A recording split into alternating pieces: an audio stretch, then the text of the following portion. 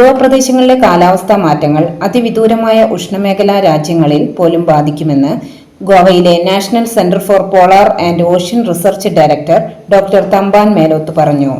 കേരള ശാസ്ത്ര കോൺഗ്രസിന് മുന്നോടിയായി കാലിക്കറ്റ് സർവകലാശാലയിൽ സംഘടിപ്പിച്ച PR പിഷാരടി സ്മാരക പ്രഭാഷണം നിർവഹിക്കുകയായിരുന്നു അദ്ദേഹം. ഇന്ത്യയിൽ ഉണ്ടാകുന്ന കനത്ത കാലവർഷം കൂടുതൽ താപത്തെ അന്തരീക്ഷത്തിലേക്ക് എത്തിക്കുന്നു. ആർട്ടിക് സമുദ്രത്തിലെ ഐസ് ഉരുകുന്നതിന് ഇതും കാരണമാകുന്നു. ധ്രുവപ്രദേശങ്ങളിലെ ചൂട് കൂടുന്നത് കടുത്ത താപതരംഗം, അതിശൈത്യം, സമുദ്രനിരപ്പ് ഉയരൽ, വന്യജീവി ശോഷണം, ഭക്ഷ്യക്ഷാമം തുടങ്ങിയവയ്ക്കെല്ലാം കാരണമാകുന്നുണ്ട്. ധ്രുവപ്രദേശങ്ങളിലെ ഇന്ത്യയുടെ പര്യവേഷണങ്ങൾ കാലാവസ്ഥാ പഠനത്തിന് നിർണായക സഹായമാണെന്നും ഡോക്ടർ തമ്പാൻ പറഞ്ഞു.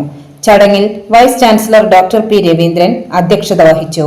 ശാസ്ത്ര congress general secretary doctor A. Sabu, സർവകലാശാല കെമിസ്ട്രി പഠന വകുപ്പ് മേധാവി ഡോക്ടർ രാജീവ് S. മേനോൻ എന്നിവർ സംസാരിച്ചു. കേരള ശാസ്ത്ര സാങ്കേതിക പരിസ്ഥിതി council senior principal scientist doctor P. Harinarayanan നന്ദി പറഞ്ഞു.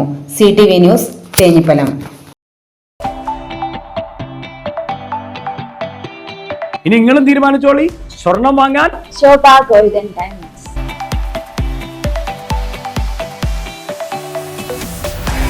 ശോഭ ഗോൾഡൻ ഡയമണ്ട്സ്, മേലെ ചേലാരി.